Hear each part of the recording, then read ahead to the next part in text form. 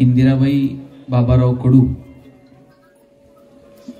यांना आपल्यातून जाऊन 13 दिवस झाले आणि या निमित्तानं वेगवेगळे कार्यक्रम आयोजित केले जातात। त्यात आता आमचे मार्गदर्शक अजय महाराज यांनी सांगितलं की आईंचीच अशी इच्छा होती की या निमित्तानं प्रवचन व्हावं, कीर्तन व्हावं। खरं तर मी काही मार्गदर्शन वगैरे यातून काही करण्याचा कुठलाही मानस नाही। हा एक कौटुंबिक सोहळा आहे, पण या कौटुंबिक सोहळ्याला प्रवचनाच्या माध्यमातून आपल्या सगळ्यांशी संवाद साधताना मोजक्या काही गोष्टींवरती मला आपल्याशी संवाद साधायचा आहे। आदरणीय बच्चूभाऊ कडू फक्त तुमच्या मतदारसंघाचे आमदार किंवा राज्याचे मंत्री नाहीत, तर आपल्या कार्यकर्तृत्वातून, आपल्या एका वेगळ्या शैलीतून देशभर त्यांनी आपलं नावाचा ठसा उमटवला। म्हणजे महाराष्ट्रातल्या अनेक तरुणांमध्ये बच्चूभाऊ कडू एक वेगळं नाव आहे, एक वेगळी इमेज आहे। आणि मला का कुणास ठाऊक असं वाटतं की प्रत्येक मुलाच्या कर्तृत्वामध्ये त्याच्या आईचा वाटा असतो।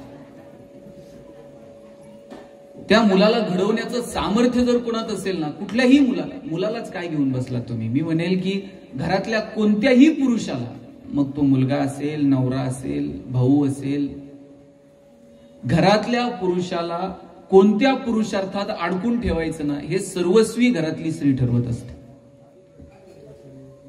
परमार्थामध्ये 4 पुरुषार्थ सांगितले, धर्म, अर्थ, काम आणि मोक्ष।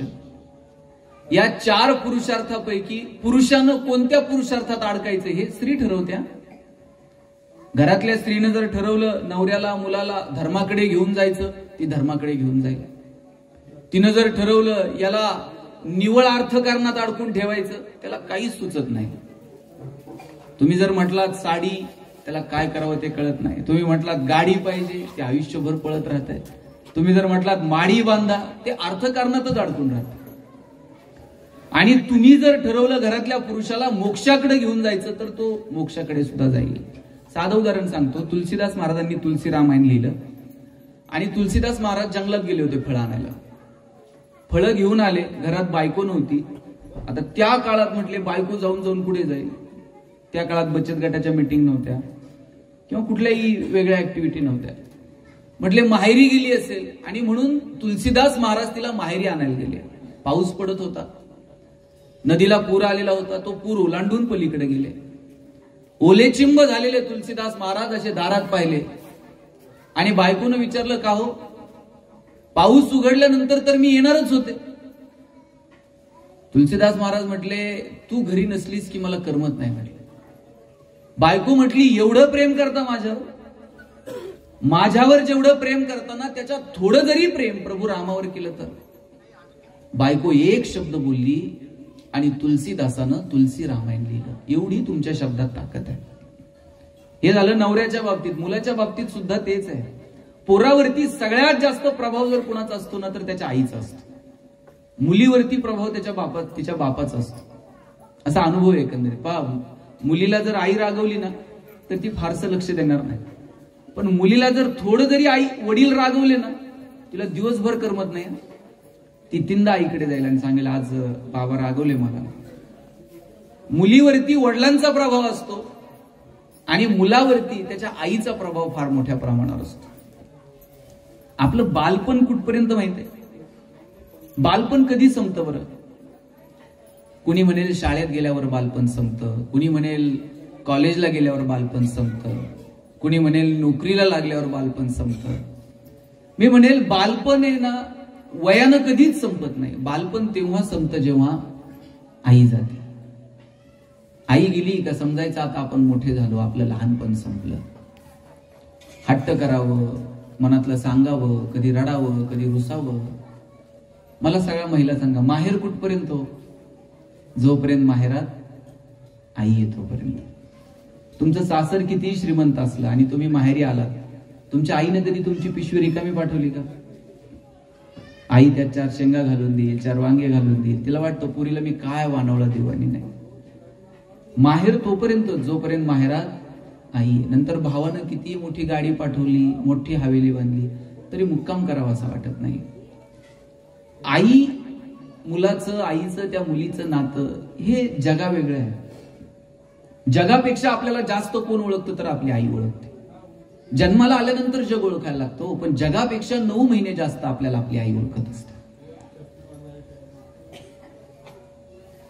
आपल्या जडणघडणीमध्ये तिचा इतका वाटा आहे. आपल्याला चालायला शिकवते, आपल्याला बोलायला शिकवते, आपल्याला बोटाला धरून.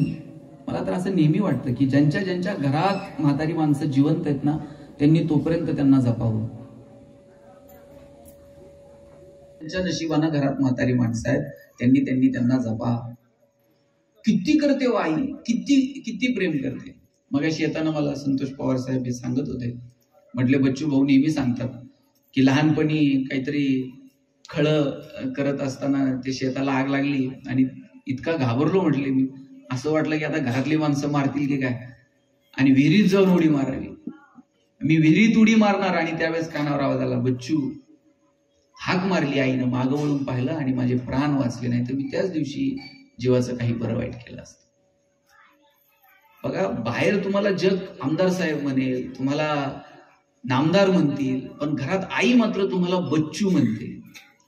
जग तुम्हाला बाळासाहेब म्हणेल, पण घरात आई आल्यानंतर तुम्हाला बाळू म्हणते.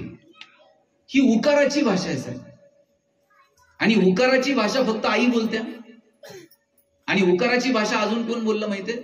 ज्ञानोबा उकाराची भाषा बोलले ज्ञानेश्वरीमध्ये. म्हणून जगानं ज्ञानोबांना माऊली म्हटलं. काय गोड बोलता तो ज्ञानोबा. ऋणू झुनू रे भ्रमरा, सांडितो अवगुणू रे भ्रमरा. अवगुण या शब्दाला ज्ञानोबांनी अवगुणू म्हणावं. किती गोडवा आहे बोलण्यामध्ये. ही उकाराची भाषा फक्त आईची भाषा आहे आणि ती भाषा ज्ञानोबा बोलले, म्हणून जगानं ज्ञानोबांना माऊली म्हटलं. आई असणं हे निवळ तुमच्या प्रसूती वेदनांशी निगडीत नाही. आई असणं हे निवळ तुमच्या स्त्रीत्वाशी निगडीत नाही. आणि निवळ ते तुमच्या स्त्रीत्वाशी निगडीत असताना 750 वर्षे 21 वर्षाच्या तरुणाला लोक माऊली म्हटले नसते. जग एका पुरुषाला माऊली म्हणतं, त्याचं कारण असेल तो ओलावा, ते प्रेम, ती भाषा ही फक्त ज्ञानोबांच्या ठिकाणी पाहायला मिळते. आणि म्हणून जगानं ज्ञानोबांना माऊली म्हटलं. मला आज या प्रवचनातनं फक्त इतकंच सांगायचंय की जोपर्यंत जिवंत आहे आई, जोपर्यंत जिवंत आहेत वडील, तोपर्यंत त्यांना बोला, त्यांच्याशी संवाद साधा. ही प्रेम करणारी माणसं आहेत ना, परत आपल्याला भेटत नाहीत. तुमच्यावरती निरपेक्ष निस्वार्थीपणे प्रेम करणारं जर कोण असेल तर तुमची आई आणि तुमचे वडील आहेत. म्हणून या लोकांना जपता येईल का? पहा, आज प्रवचनाला ओवी घ्यायची म्हणून मी ज्ञानोबांच्या एका ओवीवरती बोलेल. पसायदानातली एक ओवी, जो जे वांछील तो तेला हो प्राणी जात. मला हेवा वाटतो ज्ञानोबांचा. ज्या वेळेस भगवंताकडे काहीतरी मागायची वेळ आली आणि त्यावेळेस ज्ञानोबा म्हणले, हा ठीक आहे, ज्याला ज्याला जे जे पाहिजे ते मिळू दे.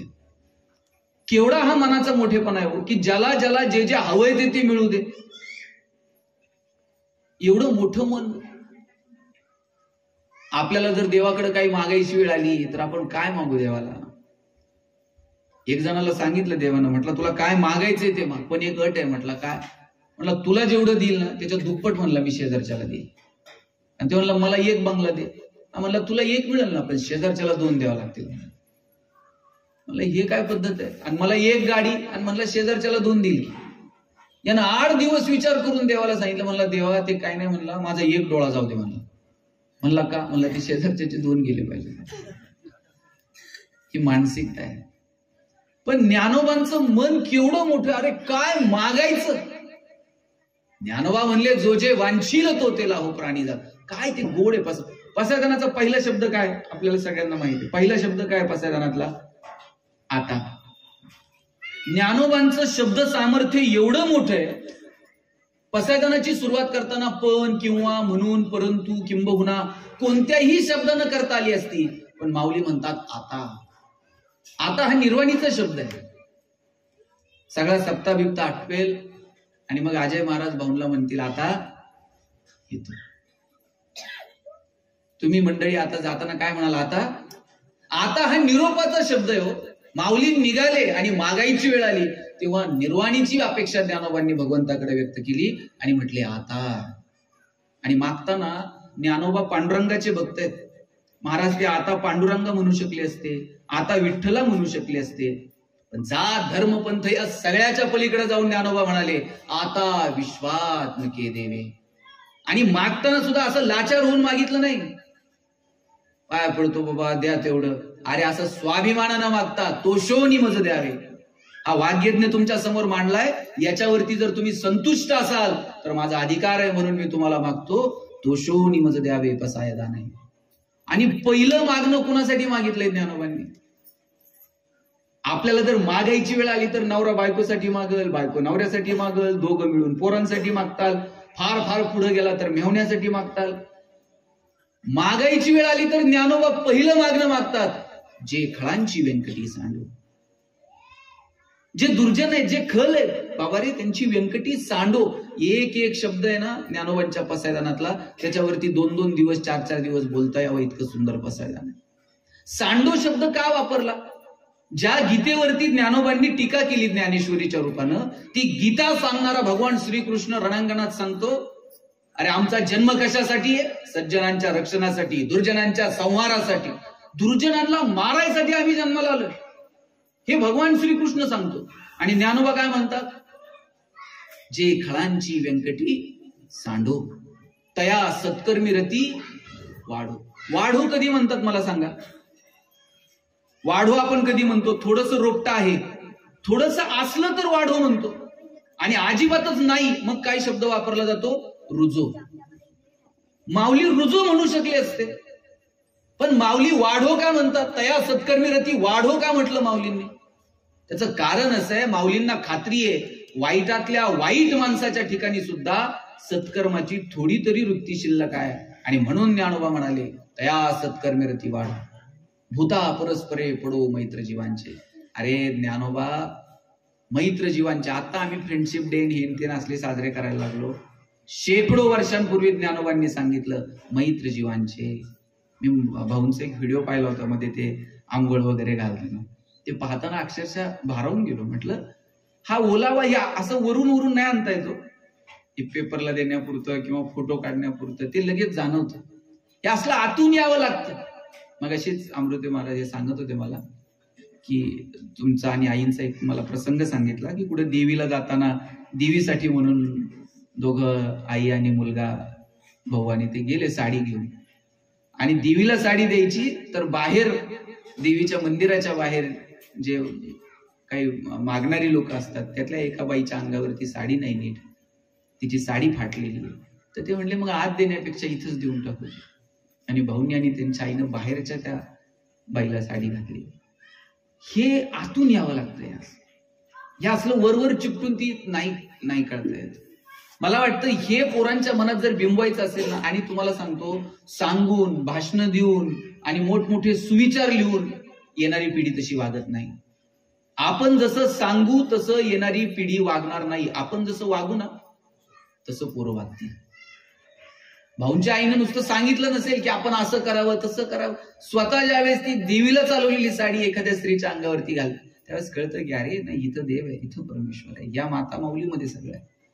मला वाटतं आदर्श आपल्याला आहेत ना, आपल्या बोलण्यातून नव्हे आपल्या वागण्यातून येणाऱ्या पिढीच्या समोर आदर्श निर्माण करता येतील का?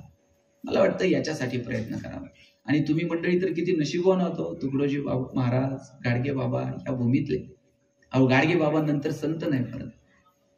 काय या माणसांचा व्याकुळपणा. महाराज मी परवा एक पुस्तक वाचत होतो, गाडगे बाबा लहान होते, डेबू ते गाडगे बाबा ही माणसं उगच मोठी होत नाहीत. आता येताना आम्ही जरा तुमच्याविषयीच भाऊ गप्पा मारत होतो, 4-4 टर्म अपक्ष कुणीतरी निवडून, हे असंच होतं का सहजासहजी?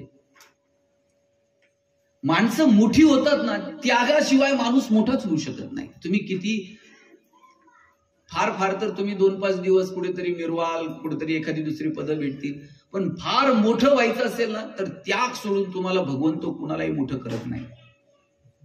देव सुद्धा विशिष्ट कामासाठी तुमची निवड करतो ना, तुमच्यात काहीतरी असल्याशिवाय त्याची ती निवड करत नाही. डेबू ते गाडगे बाबा हा प्रवास सोपा होता का? गाडगे बाबा ज्या माणसाच्या घरी काम करायचे, दिवाळीचा सण होता आणि दिवाळीच्या सणाच्या दिवशी बाबा दारात उभे होते आणि तो मालक आत पुरणपोळी खात होते.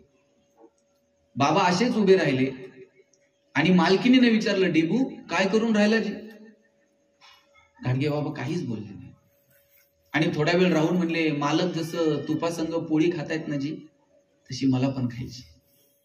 मालकीन आत गेली पोळी आणायला, मालकानं ऐकलं की हे ताटाकडे बघतंय आणि मालक जसा तुपासंग पोळी खातोय तशी पोळी डेबू मागतोय. मालकानं काट्याचा फोक आणला.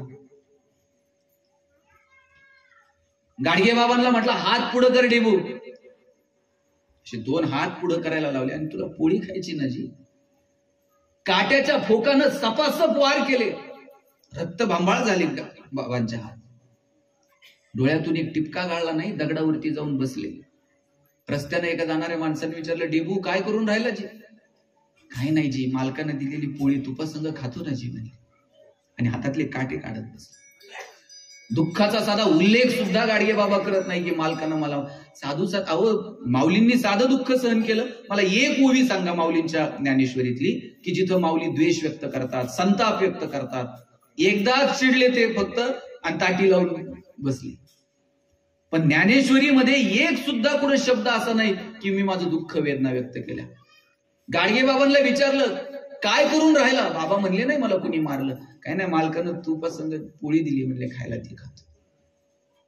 आणि हेच गाडगे बाबा, हाच डेबू जेव्हा बाबा झाले आणि एका गावात त्यांना कीर्तनाला बोलवले एका व्यापाऱ्यानं. व्यापारी म्हटला, बाबा तुम्ही कीर्तनाला या. बाबा म्हणले, मोठा व्यापारी आहेस तू, मी कीर्तनाला येईन, पण माझी एक अट आहे म्हणले. म्हणले काय? म्हणले अख्ख्या गावाला पुरणपोळीचं जेवण घालशील का? बाबा तुम्ही कीर्तनाला येणार म्हणले, अख्ख्या गावाला पुरणपोळीचं जेवण घालेल की म्हणले. बाबा कीर्तनाला उभे राहिले. कीर्तन झालं. कीर्तन झाल्यानंतर बाबांनी सांगितलं, अरे पंक्ती धरा. तशाच पंक्ती धरल्या. आणि गाडगे बाबा स्वतः उतरून एका एका माणसाला पुरणपोळी वाढत होते. सगळ्यांची जेवणं आटपली. आणि मग ज्यानं कीर्तन ठेवलं होतं तो म्हणला, बाबा चला 2-2 घास खाऊ. बाबांनी त्याच्या पाठीवर थाप मारला. म्हणले, पुरणपोळी खायची हौस लहानपणीच फेटली बाबा, आता घास गिळत नाही. आणि बाबा पुढच्या गावाला जायला निघाले. पुढच्या गावाला जायला निघाले तर एक जण पळत आला. म्हणला, बाबा पाय पाय कुठं चाललात? बैल झुपतो, बैलगाडीनं सोडतो. बैल झुपली. बैलगाडीत बाबा बसायला लागले. बाबांचं लक्ष बैलांकडे गेलं. बैलांची पोटं खापाटीला गेली होती. बाबा खाली उतरले गाडीतून. म्हणले, बैल कुणाची? म्हणले, हे ह्याची. जवळ गेले त्याच्या दंडाला असा चिमटा घेतला. म्हणले, तुला तर लय रगत दिसून राहिलं जी. आणि मग जरा बैलांकडे पण बघत जा, त्यांच्या पोटात काय नाही. आणि बाबा पाय पाय निघून गेले. अरे हे प्रेम, ही व्याकुळता, हे असं आतून असावं लागतं, ते वरवरून नाही येत. आणि त्या भूमीमध्ये आपण जन्माला लागतो. भाऊ मला हेवा वाटतो आपला की आपण दिव्यांगांसाठी काम करत राहिलात. मला हेवा वाटतो आपला की आपण समाजातल्या अशा दुर्लक्षित घटकासाठी आपण स्वतःला झोकून दिलं. आणि मला वाटतं ही प्रेरणा, हे प्रोत्साहन तुमच्या आई, तुमच्या वडिलांकडून आपल्याला मिळालं. आणि भगवंतानं आपली या कामासाठी, लक्षात घ्या, जगात काहीही लक्षात राहत नाही. जगात आतापर्यंत अनेक श्रीमंत लोक जन्माला आली आणि गेली, त्यांच्या नावाची नोंद सुद्धा इतिहास ठेवायला मोकळा नाही. भारतातल्या एका 100 अब्जाधीशांची नावं सांगा म्हटलं तर आपल्याला लवकर सांगता यायची नाही. पैशांवरून, श्रीमंतीवरून तुमच्या नावाची नोंद इतिहास कधीच ठेवत नाही. 130 कोटी लोकसंख्या आहे भारताची. रोज लाखो लोक जन्माला येतात आणि मरतात. काय कोणाला घेणं देणं नाही. पण गाडगे बाबा आजही तुमच्या माझ्या लक्षात आहे. ज्ञानोबा आजही तुमच्या माझ्या लक्षात आहे. अरे तुकोबा आजही तुमच्या माझ्या लक्षात आहे. महाजनकीची कागदपत्र इंद्रायणीच्या डोहात नेऊन बुडून टाकली. लोक म्हणतात की इंद्रायणीनं गाथा परत केली, हा चमत्कार आहे. अरे ते काय चमत्कार तेव्हा? तुकोबांचा अधिकार आहे, इंद्रायणीला द्यावीच लागली गाथा. पण त्याही पेक्षा मोठा चमत्कार, पिढ्यानपिढ्या चालत आलेली महाजनकीची सगळी कागदपत्र इंद्रायणीच्या डोहात नेऊन बुडून टाकली. आणि साहेब त्याचा कुठं फ्लेक्स नाही, कुठं बॅनर नाही, कुठं जाहिरात नाही. शेतकऱ्याचं कर्ज माफ करणारं पहिलं गव्हर्नमेंट जर कोण असेल ना, जगद्गुरु तुकोबा आहेत. बरं पुढे ऑनलाईन करायला लावलं नाही, काही नाही, बुडून टाकलं ते. आणि काय जगली ही माणसं. मला वाटतं या लोकांना सापडला जगण्यातला अर्थ. इंद्रायणीच्या डोहात माऊली पाऊल ठेवायला लागले तर लोकांनी पाऊल सुद्धा ठेवू दिलं नाही. दगड धोंडे घेऊन लोक मागे लागले. आणि ते ज्ञानोबा म्हणतात, जो जे वांछित तो तिला. पण मेक मारून ठेवली ज्ञानोबांनी अगोदर. ज्याला ज्याला जे जे हवंय ते मिळेल, पण कधी मिळेल? दुरितांचे तिमिर जावो, विश्व स्वधर्म सूर्य पाहो, आणि मग जो जेवांची लत होते, पाप अंधकार दूर होऊ दे, आणि मग ज्याला ज्याला जे जे हवे ते मिळू दे. आमच्यामध्ये जे अज्ञान आहे ना ते दूर होऊ दे, आणि मग ज्याला ज्याला जे जे हवे ते मिळू दे. आणि पाप अन्याय अंधकार हे दूर करायचं सगळ्यात मोठं साधन, माझं सगळ्या माता भगिनींना हात जोडून विनंती आहे, सगळ्यात महत्वाचं साधन जर आजच्या काळात कोणतं आहे ना अज्ञान दूर करायचं, तर ते शिक्षण आहे. आपल्या लेकरांना शिकवा, त्यांना त्यांच्या पायावर उभं करा. 2 रुपये आपण इकडे सण उत्सव कमी साजरे केले तरी चालतील, पण तुमच्या पोरींना शिकवा. सिस्टीम बदलायची आहे, सिस्टीम बदलायची. आपण म्हणतो सिस्टीम कधी बदलेलो? अहो या पोरी तुमच्या उद्या कलेक्टर बिलेक्टर झाल्या, लाल दिव्याच्या गाडीत येतील, शिपाई असते दार उघडायला सुद्धा, आणि जिल्हा बदलायची ताकद त्याच्या सहीमध्ये असते. आज मंत्री झाले भाऊ, आज सिस्टीम बदलू शकतात, आज ठरवू शकतात की मी माझ्या खात्यात हा निर्णय घेईल, मी हे चेंजेस करेल. If you want to change the system, first you have to reach there and then you can change. तिथं पोहोचावं लागेल, आणि आपली पोरं तिथं जर पोहोचावीत खेड्यापाड्यातली असं जर आपल्याला वाटत असेल ना, तर या लेकरा बाळांना शिकवा, पोरींना शिकवा, तुमच्या पोरांना शिकवा. महात्मा गांधींचं एक सुंदर वाक्य आहे, education is the powerful weapon which brings new changing the personality. शिक्षण हे माणसाचं व्यक्तिमत्व बदलवणारं एक धारदार शस्त्र आहे. आजच्या काळात अज्ञान विज्ञान दूर करायचं म्हणजे हे शिकवा पोरांना. आणि त्याच्यावरती टिप्पणी करताना बाबासाहेब आंबेडकर म्हणायचे, education is the powerful weapon which brings new changing the personality. It's true but फेन. If education system teaches that type of job which held in the society, और society do that type of job which teaches in the classroom. म्हणजे काय, वर्गात जे शिकवलं जातं ते एकतर समाजात घडलं पाहिजे, किंवा समाजात जे घडतंय ते वर्गात शिकवलं गेलं पाहिजे. भाऊ आज तुम्ही शिक्षण मंत्री आहात, दुर्दैवानं आज वर्गात जे शिकवलं जातं ते समाजात घडताना दिसत नाही, आणि समाजात जे घडतंय ते वर्गात शिकवलं जात नाही. लहानपणी आम्ही गाणं म्हणायचो, ये रे रे पावसा. तुम्ही म्हणायचं का नाही? तुमच्या लहानपणी होतं का गाणं? काय होतं? ये रे रे तुला देतो, मोठ्याने सांगा, तुला देतो पैसा झाला, पाऊस आला, ये ग ये ग तुझे मडके, सर आली मडके गेले. बघा सगळ्यांच्या लक्षात येईल. हे गाणं आम्ही आमच्या लहानपणी म्हणायचं. मग आम्ही आजोबांना विचारायचो, आजोबा आजोबा असं गाणं का म्हणायचं? म्हणजे आजोबा सांगायचे आपला देश कृषीप्रधान आहे, कृषीप्रधान देश, पावसाची गरज असते. लहान मुलांनी अशी गाणी म्हणायची, लहान मुलांचे देवबाप्पा ऐकतो मग पाऊस पडतो. आमच्या बाप दाद्यानं, आमच्या आज्या पंजानं सांगितलं एरे एरे पावसा म्हणा. आणि आज इंग्रजी शाळेत गेलात का पहिल्याच वर्गात बाई सांगतात रेन रेन गो अवे, पावसा पावसा परत जा. पोरांनी नेमकं करायचं काय? मी शहरामध्ये बघतो बायका पोरांना वॉटर बॅग भरून देतात आणि सांगतात तुझं पाणी तू प्यायचं, तुझं पाणी दुसऱ्याला द्यायचं नाही, दुसऱ्याचं पाणी तू प्यायचं नाही. आई सांगते तुझं पाणी दुसऱ्याला द्यायचं नाही, दुसऱ्याचं पाणी तू प्यायचं नाही. आणि वर्गात गेल्यानंतर गुरुजी सांगतात एकनाथ महाराजांनी काशीहून आणलेलं पाणी गाढवाला पाहिजे. आता पोरांनी नेमकं करायचं काय? एक कॉन्ट्रास्ट एज्युकेशन सिस्टम पुढे येते. पोरांपर्यंत नेमकं काय? बघा गणित आपल्याला सगळ्यांना गणित विषय होता 4थी 5वी पर्यंत. काय गणितात उदाहरणं असायची हो? हे असलीच गणित होती आम्हाला. शेतकऱ्याच्या रामूनं अमुक अमुक व्यापाऱ्याकडनं दर साल दर शेकडा अमुक अमुक दरानं एवढं कर्ज घेतलं. 4 वर्षानंतर शेतकऱ्याचा रामू व्यापाऱ्याला किती मुद्दल किती व्याज परतफेड करेल. असलीच गणित होती की नाही? कधी असलं गणित होतं का? अमुक अमुक व्यापाऱ्यानं शेतकऱ्याच्या रामूकडून अमुक अमुक दरानं एवढं कर्ज घेतलं. म्हणजे लहानपणापासून मनाव बिंबवले ते शेतकऱ्याचा राम्याच कर्ज घेतोय, तेच फेडतोय, तेच मरतोय. तो सुद्धा सधन असू शकतो, त्याच्यात सुद्धा पैसे देण्याची ताकद येऊ शकते. हे काय बिंबवलं गेलं नाही? नॉस्कॉम कमिटीचा रिपोर्ट होता, in future 75% engineers will be permanently unemployed, 90% plain graduates will be permanently unemployed. भाऊ उद्याच्या काळात 75% इंजिनियरला नोकऱ्या मिळणार नाहीत, 90% प्लेन ग्रॅज्युएट्स नोकऱ्या मिळणार नाहीत. आणि त्याचं कारण असं आहे की आमच्या एज्युकेशन सिस्टीम मध्ये मराठीतनं ग्रॅज्युएट झालेल्या पोराला मराठी बोलता येत नाही, हिंदीत ग्रॅज्युएट झालेल्या पोराला हिंदी लिहिता येत नाही, इंग्रजीत ग्रॅज्युएट झालेल्या विषय न बोललेलं बरं, कॉमर्स मध्ये ग्रॅज्युएट झालेल्या पोराला बँकेतून डीडी काढता येत नाही. म्हणजे हात जोडून विनंती खेड्यापाड्यात आपल्याला आहे ना, आपले घर संसार बदलायचं एकच साधन आहे, आपली पोरं शिकली पाहिजेत. आपल्याकडे दुसरं काही नाही, असली जादू बिदू केलंय डायरेक्ट पुरा, असं नाही होत. आपल्याला जर आपलं घर बदलायचं असेल, गाव बदलायचं असेल, जिल्हा बदलायचं असेल, खेड्यापाड्यात जाण असणारी पोरं राजकारणात आली पाहिजेत, समाजकारणात आली पाहिजेत, उद्योगात आली पाहिजेत, व्यापारात आली पाहिजेत. ही स्वप्न आपण कधी दाखवणार आहोत पोरांना? का आम्ही आमच्या पोरांना सांगितलं नाही उद्योगात या, व्यापारात या, व्यवसायात या? पोरग काही वेगळं करायला गेलं का बापच त्याला सांगते अंथरूण पाहून पाय पसर. चला ते पोरग हातपाय खुडून खुडून मरून गेलं, पण बापानं काय त्याला कधी हातपाय पसरून दिले नाही. बापानं सांगितलं पाहिजे हातपाय पसर, अंथरुणाचं काय करायचं तुझा बाप बघ. एवढी धमक आम्हाला आमच्या लेकरात निर्माण करता आली पाहिजे.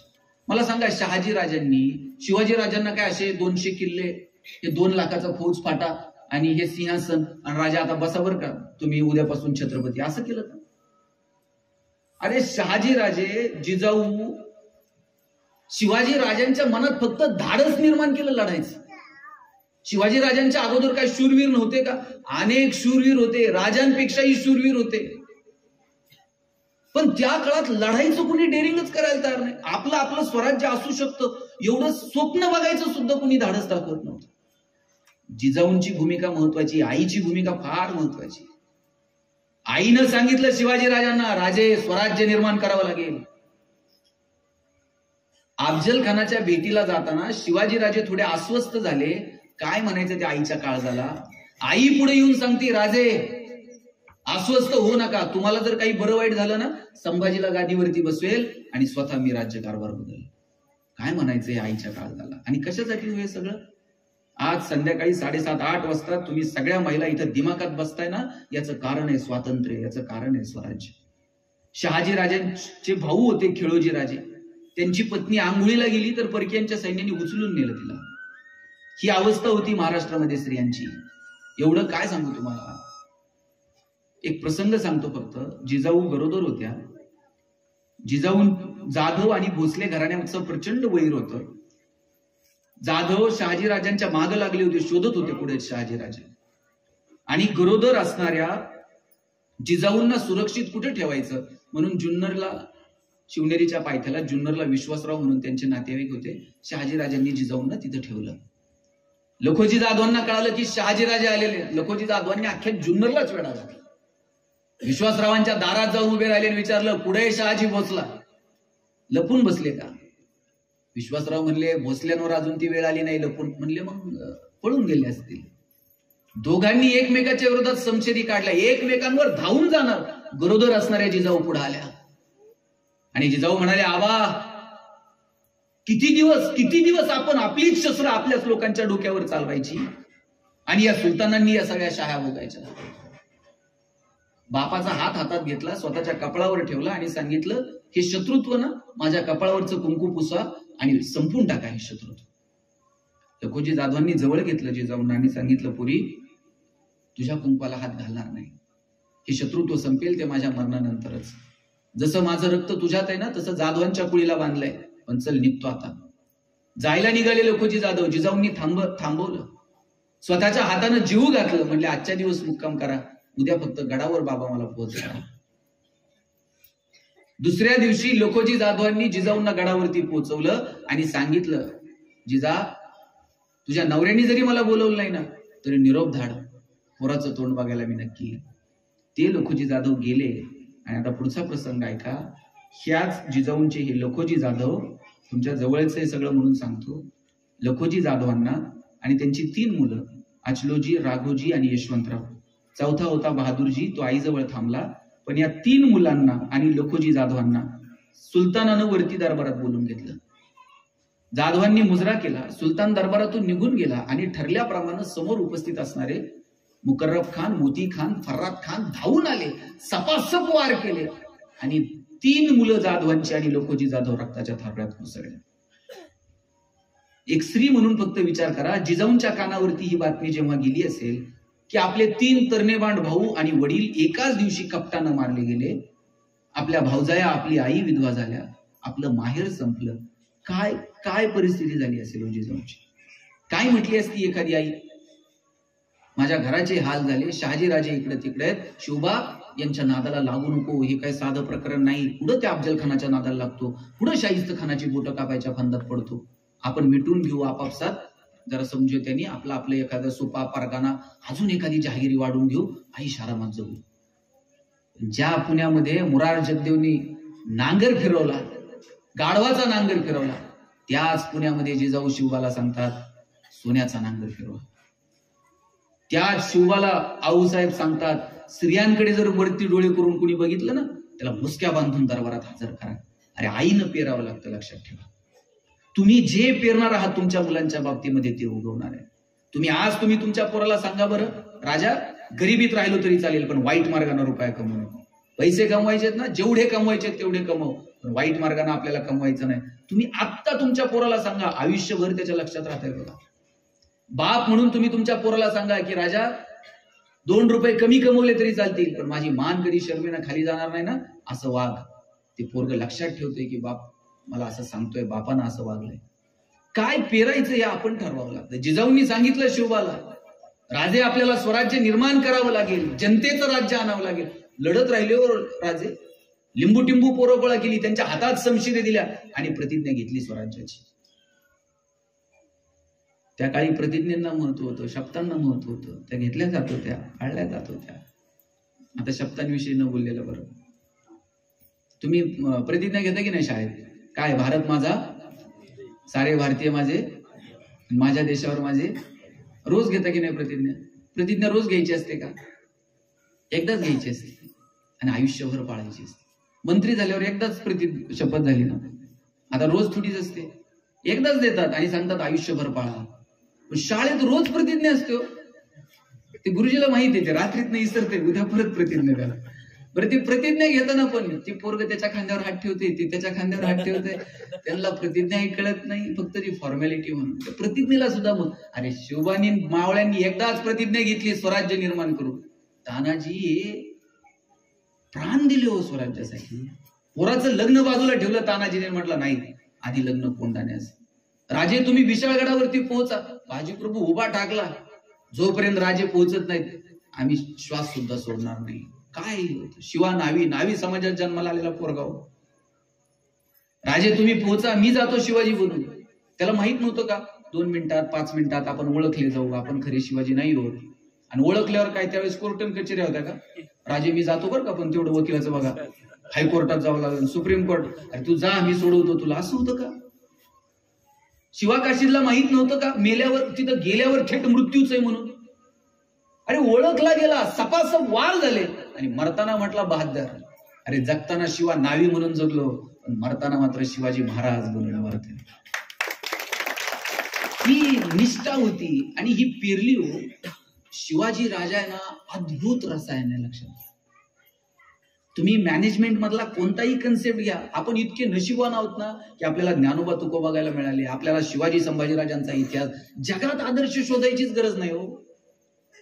हे जग जिंकायला निघाले होते नेपोलियन वगैरे. शिवाजी राजांचं राज्य हे इतर राजांच्या तुलनेत फार छोटा असेल, पण शौर्य असून सुद्धा ज्याच्याकडे नैतिकता आहे ना, असा एकमेव राजा आहे. थोडं मनगटात रग आली ना, माणसाला वाटतंय काय करून काय नाही. मनगटात रग असून सुद्धा ज्याची नैतिकता अशी तुझभर सुद्धा ढासळली नाही. स्वतःच्या स्त्रियांचा तर आदर आपण करतोच, पण परकीय शत्रूच्या स्त्रीचा सुद्धा आदर करायचा हे फक्त शिवाजी राजाला कळलं. आणि ही अक्कल जर औरंगजेबाला असती ना, औरंगजेब युगपुरुष ठरला असता. नियतीनं युगपुरुषाची माळ त्याच्या गळ्यात घालून टाकली असती. पण स्वतःच्या धर्माचा आदर करता करता इतरांच्या धर्माचा करावा. आपण आपल्या घरातल्या स्त्रियांचा जसा आदर करतो तसा इतरांच्या घरातील स्त्रियांचा आदर करावा, हे शिवाजी राजांना कळालं. ती सावित्री देसाई गडी जिंकली कर्नाटकातली, बेड्या बांधून शिवाजी राजांच्या समोर आणलं आणि ती म्हटली की माझ्या लेकराला माफी द्या. राजे उठून उभे राहिले, जवळ गेले, पोराला हातात घेतलं आणि म्हटलं तुला कुणी सांगितलं मी पोराला शिक्षा करणार आहे? तू माझी बहीण आहे, जिकेरीनं लढली. हा माझा भाचा आहे. जिंकलेली गडी तुला परत केली आणि या पोराच्या दूध भातासाठी आजूबाजूची 10 गावं देऊन टाकली. मला वाटतं ही जी जगण्यातली समृद्धता आहे ना, ही आपण आपल्या येणाऱ्या पिढीला सांगावी. आई म्हणून, बाप म्हणून आपल्या पोरांना वेळ द्या. लक्षात ठेवा, जर आपण आत्ता वेळ दिला तर ही पोरं येणाऱ्या काळात आपल्याला वेळ देतील. आत्ता 2 रुपये कमी कमवू, आपण त्यांच्यासाठी वेळ द्या, त्यांच्यासोबत बोला, त्यांच्या आरोग्याकडे लक्ष द्या, त्यांच्या शिक्षणाकडे लक्ष द्या. भाऊ, आम्ही पुण्यात शिकायला गेलो महाराज आमची आई नगरहून डबा पाठवायची केडगाववरून, आणि सकाळी 9:30 वाजता शिवाजीनगरच्या स्टँडला डबा असायचा. 9:30 वाजता जर शिवाजीनगरच्या स्टँडला आमचा डबा येत होता जेवणाचा, तर नगरहून 6च्या गाडीने दिला असेल. 6च्या गाडीला जर आईचा डबा तयार होता तर आई 4 वाजता उठली असेल. आई स्वतःच्या हातानं पीठ मळलं असेल, भाकर थापली असेल. 2 वर्षात मी चतकुर सुद्धा भाकर कधी फेकून दिली, कारण माझी आई पहाटे उठून माझ्यासाठी डबा करून पाठवते. आणि डबे काय फडके द्यायचे, आणि फडक्यात चिठ्ठी असायची, पोरांनो डबे खा, फडके जपून ठेवा. आम्ही फडके जपून ठेवायचो. परत शनिवारच्या गाडीने फडके जायचे, सोमवारी त्याच फडक्यात परत डबे यायचे. काय मजा होती हो. आता तुम्ही खेड्यात अजून बरं आहे, तुम्ही पुण्यात पोरांचे डबे चेक करा. Maggi, noodles, Kurkure, pastries, biscuit, विकत आणलेले प्रोडक्ट पोरांच्या डब्यात आहेत. आणि अजून जर पगार वाढले ना भाऊ, बायका 100ची नोट टाकून देणार डब्यात, तिकडेच जाण काय खायचंय ते.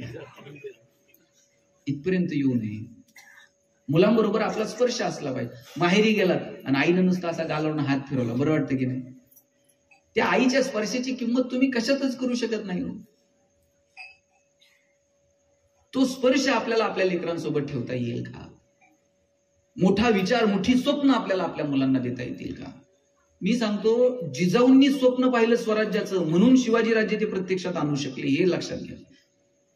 जिजाऊंनी जर स्वराज्याचं स्वप्न पाहिलं नसतं तर शिवाजी राजांच्या स्वप्नातही वाटलं नसतं की आपण असलं काहीतरी वेगळं काम करून टाकावं. पण आईनं ते स्वप्न बघितलं, म्हणून मोठी स्वप्न पहिल्यांदा तुम्ही बघा. आई म्हणून, बाप म्हणून आपण, तुम्ही मोठी स्वप्नच बघायला तयार नाही. परवा मी एका कार्यक्रमाला गेलतो, 2 बायका गप्पा मारत होत्या, साडीचा बोळा, साडीचा बोळा.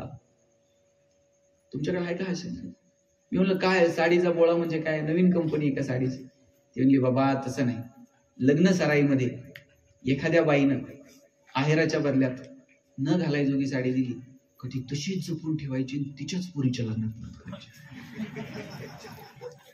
आता केवढा मोठा विचार आहे बघा. आता एवढा मोठा विचार जर असेल तर कधी आपण स्वप्न बघणार, कधी पोरांना. संक्रांत केली का साजरी?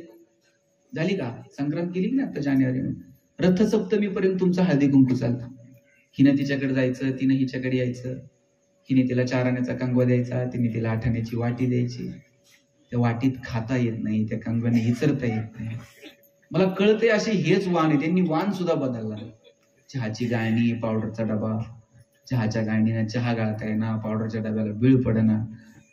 इथून पुढे जर का तुम्ही असले वाण दिले काय, अजिबात असलं वाण काय त्या चहाच्या गाळणीचं, पावडरच्या डब्यात.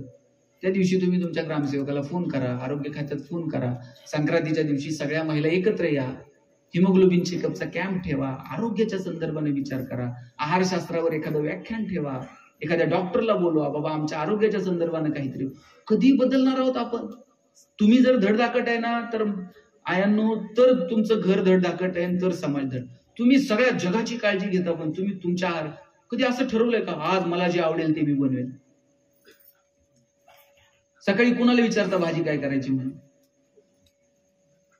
स्वतःला आवडती ती बनवता का नवऱ्याला आवडती ती बनवता? पोरांना आवडते ती बनवता? कधीच.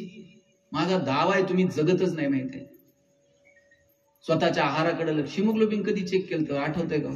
बाळणपणात कधीतरी चेक केला असेल. त्याच्यानंतर मला वाटत नाही की स्वतः दवाखान्यात जाऊन आपण कधी चेकअप केलंय, शुगर किती आहे काय. आपलं आपण धड आहे तर जग धड आहे. स्वतःच्या आरोग्याची काळजी घ्या. जे आवडेल ते स्वतः बनवा, खा. नवरा आधी जेवतो तुमच्याकडे का तुम्ही आधी जेवता? खरं खरं सांगा. आमच्याकडे तर ते नवऱ्याला आधी जेव घातल्याशिवाय बायका जेवत नाही. तुम्ही काय करता? असंच आहे ना?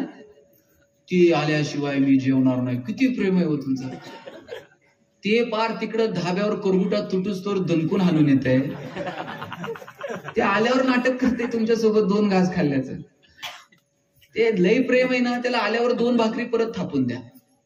पण तुम्हाला भूक लागली, तुम्ही तुमच्या आहाराची काळजी घ्या. तुम्ही तुमच्या आरोग्याची काळजी घ्या.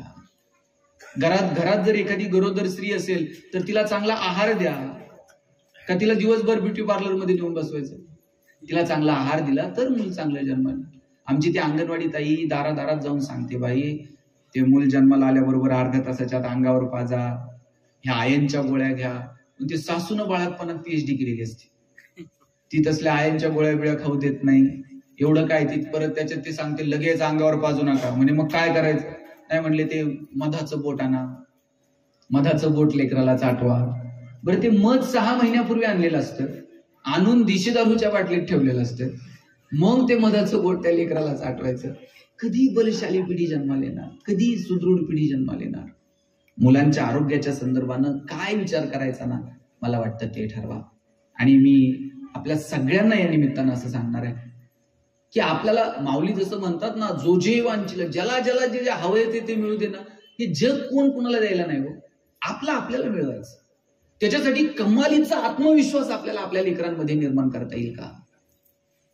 इथं मला तर नेहमी वाटतं खेड्यापाड्यातल्या पोरांमध्ये प्रचंड एनर्जी हो, प्रचंड ताकद आहे, प्रत्येकात काहीतरी वेगळं आहे. फक्त त्यांच्यामध्ये असणारं वेगळे पण आपल्याला ओळखता आलं पाहिजे आणि त्यांना दिशा देता आली पाहिजे. शिवाजी राजांना दिशा दिली, ज्ञानोबांना त्यांच्या आई वडिलांनी दिशा दिली, आणि म्हणून ही माणसं काहीतरी अद्भुत काम करू शकले. आईबाप म्हणून आपल्याला आपल्या पोरांना दिशा देता येईल का? काहीतरी वागण्या बोलण्यातून आदर्श निर्माण करता येईल का? आज मला सांगा, ज्ञानोबांच्या एका एका ओळीवरती लोक प्रवचन करतात, कीर्तन करतात. आळंदीला ज्ञानोबा तुकोबा काय कोणाला आमंत्रण देत नाही, लाखोनं लोक येतात. त्यांचे आई वडील जर आभाळातून बघत असतील, काय आनंद वाटत असेल त्यांना, काय पुराणं कर्तृत्व केलं. शेकडो वर्षांनंतर सुद्धा या लोकांचं नाव आज आहे, हजारो वर्षांनंतर आहे. आपलं नाव किती दिवस राहिलं आणि आपलं काय कर्तृत्व सांगायचं? आता बच्चू भाऊंचे पोरं नातू सांगतील, अरे आमचा आजा असला डेंजर होता, विधान भवनात गेले ना सगळे, हे सांगतील ना नातू. आपलं काय सांगायचं? आपण काय कर्तृत्व केलं सांगायचं? आपल्या नातूंना काय सांगते, यांचे पैलवान येते, यांचे नातू बी तू सांगते, आमचा आजा 10 गावात जोड मिळत नव्हता कुस्तीला, हे सांगता येईल ना. आपलं काय सांगायचं? आमचा आजा म्हणले असला डेंजर होता, राग आला ना आजीला तांबे फेकून मारा. काय कर्तृत्व? काय सांगणार? काय होतं? येणाऱ्या पिढीला आपल्याविषयी काहीतरी सांगता यावं, असं कर्तृत्व आपल्याला निर्माण करता येईल का? आणि त्यासाठी कमालीचा आत्मविश्वास आपल्याला आपल्या येणाऱ्या पिढीत निर्माण करता येईल का? जगात असा एकही माणूस नाही की भगवंतानं ज्याला काहीच चांगलं दिलेलं नाही. इथं बसलेल्या प्रत्येक माणसात वेगळेपण आहे. फक्त आपल्याला आपल्यातलं वेगळेपण ओळखता आलं पाहिजे, तेव्हा जगणं समृद्ध होऊन जातं. सचिन तेंडुलकर सारखा षटकार ऐश्वर्याला मारतील का? त्यांच्यासारखा ठुमका लता दिदींना देता आला असता का? लता दिदींसारखं गाणं अशोक सराफला म्हणता येईल का? प्रत्येकात वेगळे हो काहीतरी. तुम्ही मला म्हटले ना प्रवचन करा, मी अजूनही 4 तास बोलत राहील, पण तुम्ही म्हणले आता आलायतच तर मग एखादी कुस्ती करून जायचं, आपल्याच्यानं जमणार नाही. प्रत्येकाचा रोल ठरलेला आहे. भाऊंनी राजकारण करावं, तुम्ही उद्योग व्यवसाय करावा, महाराजांनी आध्यात्मिक क्षेत्रात काम करावं. तसं आपल्या प्रत्येकात जे वेगळेपण आहे ना, ते वेगळेपण ओळखता आलं पाहिजे. मी MBA ला ऍडमिशन घेतलं पुण्यात, आणि आमच्या सरांनी मला विचारलं, गणेश तुला MBA कशात करायचं म्हटलं. मी म्हटलं मला ह्युमन रिसोर्स मॅनेजमेंट मध्ये MBA करायचं.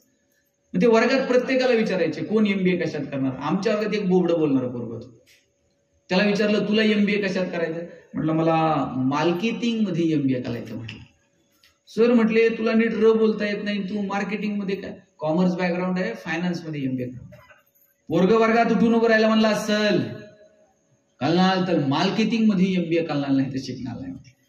सर म्हणले तुला काय करायचं ते उद्योग कर, आपण परीक्षा घेऊया, शोधूयात की कुणामध्ये मार्केटिंगचं इनबॉर्न टॅलेंट आहे, त्यानं मार्केटिंग मध्ये MBA करा. आता आम्हाला वाटलं आम्ही बोलणारी पोरं 100 रामायणाच्या प्रती तर अशा बाजारात येऊ. 8 दिवस आम्ही बाजारात फिरलो. 9व्या दिवशी वर्गात आलो. सर म्हणले गणेश 100 पैकी किती प्रती गेल्या. म्हणले 4. राहुल 8, संतोष 10. मार्क मिळवणारी पोरं पण 20 पेक्षा जास्त प्रती कोणाच्याच गेल्या नाही. ते बोबडं बोलणारं पोरग मागच्या बाकावर बसायचं, त्याला विचारलं तुझ्या किती गेल्या रे, आणि म्हणला सर 100च्या 100 प्रती विकून आलो. आणि सर म्हणले केलं काय, मार्केटिंगची कोणती स्ट्रॅटेजी, कोणतं रेफरन्स बुक केलं. म्हणला काहीच नाही, लोकांच्या दालात जायचो, बेल दाबायचो, लोक बाहेर यायची, लोक बाहेर आली की समोर लामायण ठेवायचं आणि सांगायचं हे लामायण विकत घेता का वाचून दाखवू. लोक म्हणायचे वाचून नको दाखवू, तुझं रामायण विकत घेतो. आता मला सांगा बोबडं बोलणं विकनेस आहे का स्ट्रेंथ आहे? आणि असा दाबून ठेवला असता तर स्ट्रेंथ ठरला असता का? आपल्या प्रत्येकात वेगळेपण आहे हो, ते ओळखता आलं पाहिजे, असं भन्नाट जगता आलं पाहिजे. हे आयुष्य परत कधीच मिळणार नाही. आता आमचा येताना विषय झाला, किती उपकार आहेत देवाचे आपल्यावर की त्यांनी आपल्याला माणूस म्हणून जन्माला घातला. रस्त्यावरती रोज 2-4 कुत्री मरून पडलेली असतात. त्यांच्या पिलांना तक्रार करता येते का पोलीस स्टेशनला जाऊन की आमच्या बापाची चूक नव्हती, याच्याच गाडीचा ब्रेक दाबला नाही, आमची कंप्लेंट घ्या? त्यांना दुःख व्यक्त करतात. रोज त्या धाब्यावरती कोंबड्या बांधून नेतात लोक, अशा उलट्या बांधलेल्या असतात काठीला, त्यांच्या चोचीतून फेस बाहेर पडत असतो. इतकी कृतज्ञ माणसं आपण. तिला म्हणता येतं का आम्हाला माहिती आहे आता आम्हाला पुढे चालवलंय, पण जरा नीट न्या, शेवटचा प्रवास तर आमचा नीट गोड होऊ द्या. अरे जनावरांना दुःख व्यक्त करता येत नाही, जनावरांना भावना व्यक्त करता येत नाहीत, आपण माणसं आहोत, आपल्याला व्यक्त होता येतं. आपल्याला जर दुःख कळतंय ना तर ते पुसण्यासाठी आपले हात सुद्धा पुढे सरसवले पाहिजे.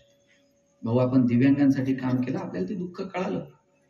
एखाद्याच्या वेदना जर आपल्याला कळाल्या ना तर त्या कळाल्यानंतर त्या वेदना आपण सगळ्या जगाचं आपण दुःख पुसू शकणार नाहीत, मला मान्य आहे. जगात खूप दुःख आहे, आपण काय सगळ्या जगाचं दुःख पुसू शकणार नाही. पण ज्यांच्या दारात बाग फुलून आली ना त्यांनी 2 फुलं त्यांना देऊन टाका. तुम्ही सगळी बाग द्या असंही मी म्हणत नाही. ज्यांचे सूर जुळून आले त्यांनी 2 गाणी गायली. ज्यांच्या दारात आभाळ भरून आलं त्यांनी ओंजळवर पाणी द्यावं. आणि ज्यांची उंची त्यांच्या प्रारब्धानं म्हणा, त्यांच्या कष्टानं म्हणा, त्यांच्या पुण्याईनं म्हणा, ज्यांची उंची आभाळाला टेकली ना त्यांनी तशाच मानावर करून बघू नये, माना मोडून जातील. त्यांनी थोडंसं खाली झुकावं. आणि जी माणसं मातीत मिसळत आहेत त्या मातीत मिसळणाऱ्या माणसांना थोडंसं वरती उचलून घेता येईल का? मला वाटतं याच्यासाठी प्रयत्न करायला हवेत, तर जगणं समृद्ध होतं. कुणीतरी एकटाच द्यायला बसल्या असं नाही, आपल्या प्रत्येकात थोडी थोडी तर देण्याची दानत असली पाहिजे. हो, विंदा करंदीकरांची खूप सुंदर कविता आहे, देणाऱ्यानं देत जावं, घेणाऱ्यानं घेत जावं, आणि घेता घेता एक दिवस देणाऱ्याचे पराशे कोपरापासून तोडून घ्यायचे, त्याचे हात नाही तोडून घ्यायचे. त्याच्यामध्ये जी देण्याची दानत आहे ती थोडी तरी आपल्यामध्ये आत्मसात आपण करावी. हिरव्या पिवळ्या डोंगरांकडून हिरवी पिवळी शाल घ्यावी, सह्याद्रीच्या कड्याकडून छातीसाठी ढाल घ्यावी, वेड्यापिच्या ढगांकडून वेडेपिसे आकार घ्यावेत, मातीमधल्या प्रश्नासाठी पृथ्वीकडून ओंकार घ्यावेत, उसळलेल्या दर्याकडून पिसळलेली आयाळ घ्यावी, आणि शांत वाहणाऱ्या भीमेकडून तुकोबाची माळ घ्यावी. देणाऱ्यानं देत जावं, घेणाऱ्यानं घेत जावं, आणि घेता घेता एक दिवस देणाऱ्याचे हात घ्यावे. ही देण्याची वृत्ती आपल्यामध्ये असली पाहिजे. मी असंच एका भाषणात म्हणलं, थोडं तर आपल्यातलं समाजाला देत जावं. ते म्हणले पण नेमकं द्यायचं किती? म्हणलं तुझं तू बघ बाबा, काय असेल ते थोडंफार आपल्या जेवढं शक्य होईल तेवढं समाजाला आपण देत जावं. व्याख्यान झाल्यानंतर असे विचार करतच निघाले होते, किती द्यावं, नेमकं काय करावं. आणि त्यांना रस्त्याने सोन्याचा हांडा सापडला. आता हे म्हटले हे तर फुकट सापडले म्हणले, आणि देवाच्या कृपेनं सापडले, थोडं तर म्हणले आपण देवाला देऊ. म्हणले किती द्यायचं? पहिला हुशार होता, म्हणलं हे बघा लय भावनिक होऊ नका, छोटं वर्तुळा खायचं, म्हणजे हाता एवढं वर्तुळा खायचं, सोनं वर फेकायचं, आणि जेवढं त्या छोट्या वर्तुळात पडन तेवढं म्हणले देवाला, आणि त्या वर्तुळाच्या जेवढं बाहेर पडन ना ते आपलं म्हणले ते जायचं. दुसरा म्हणला किती नालायक माणूस आहे म्हणला, अरे आत्ता तिथं प्रवचनात ऐकलं, आता हे देवाच्या कृपेने फुकटचं सापडलंय, आणि तू म्हणतो असं छोटं वर्तुळ, आणि वर्तुळात पडून ते देवाचं असलं नाही म्हणला, अख्ख्या गावाला वर्तुळ आखायचं म्हणला मोठं, आणि म्हणला मग काय करायचं, आणि सोनं वर फेकायचं म्हणलं, जेवढं वर्तुळात पडन तेवढं आपलं, आणि जेवढं वर्तुळाच्या बाहेर पडेल तेवढं देवाचं. तिसरा म्हणला काय नालायक आहेत म्हणला दोघ जण, असलं वर्तुळ बिरतुळ आखायच्या फंदात अजिबात पडायचं नाही म्हणला. म्हटलं मग म्हणलं देव कुठं असतो? वर. सोनं वर फेकायचं, जेवढं वर राहील तेवढं देवाचं. अरे आपण कितीही बनवा बनवी केली ना, झाडाचं पान सुद्धा ईश्वरीय सत्तेशिवाय हलू शकत नाही. लक्षात घ्या, या जगावर कुणाचा तरी ताबा आहे. तुम्ही त्याला देव म्हणा, अल्ला म्हणा, प्रभू म्हणा, निसर्ग म्हणा. आणि मग ते कोरोना कोणी बघितला का? पाहिलंय का कोणी कसा होता दिसायला, काय काय? पण कळला मात्र सगळ्यांना, एक विषाणू आहे डोळ्याला न दिसणारा, त्यानं सगळं जग थांबवलं साहेब. निसर्गाच्या समोर आपण खूप क्षुद्र आहोत. आणि ही कल्पना आता नाही, हजारो वर्षापासून निसर्गानं वारंवार, नेपोलियन युरोपवरती आक्रमण करायला गेला, 3 लाख सैन्य घेऊन गेला, अवघ्या काही दिवसात त्यानं अख्खा युरोप जिंकला, युरोपवरती स्वतःची सत्ता प्रस्थापित केली. काहीच दिवसामध्ये तिथं पिवळ्या तापाची साथ आली, नेपोलियनचं सैन्य पटापट मरायला लागलं. मोजकं सैन्य घेऊन नेपोलियनला परत मायदेशी परतावला. शस्त्रांच्या जोरावरती युरोप जिंकता आला, पण पिवळ्या तापाच्या साथीसमोर कोणतीही शस्त्र चालू शकली नाही. युरोप तिथेच ठेवून नेपोलियनला मायदेशी यावं लागलं. चीनमध्ये मिंग राजवट होती. मिंग राजवटीनं सगळीकडे हैदोस सुरू केला होता. त्याच वेळेला तिथं रोगराई पसरली. आजूबाजूच्या छोट्या छोट्या टोळ्यांनी चीनवरती आक्रमण केलं. मिंग राजवट उद्ध्वस्त करून टाकली. 16व्या शतकामध्ये युरोपमध्ये जनावरांचा प्लेग आला होता. सगळी जनावरं मरून गेली.